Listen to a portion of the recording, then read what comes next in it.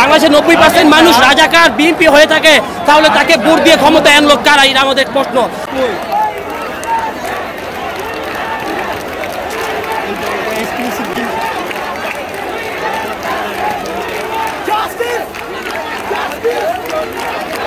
আমাদের কোনো দফা এখনো সবার দফা হলো এক দফা, এবং আমাদের সবচেয়ে বড় খারাপ লাগে যে আমাদের সবাইকে তারা রাজাকার এবং জামাত বিএনপি বানাই দেয়। বাংলাদেশে এটা মনে রাখতে হবে, বাংলাদেশে এখন যারা মারা গিয়েছে বর্তমানে 87% যারা সবাই 200-র উপরে যারা মারা গেছে সব কিন্তু স্টুডেন্ট ছিল, এবং যারা 2 শতাধিকের উপরে আহত হয়েছে এবং 2000-এর উপরে আহত হয়েছে তারা সবাই কিন্তু স্টুডেন্ট ছিল।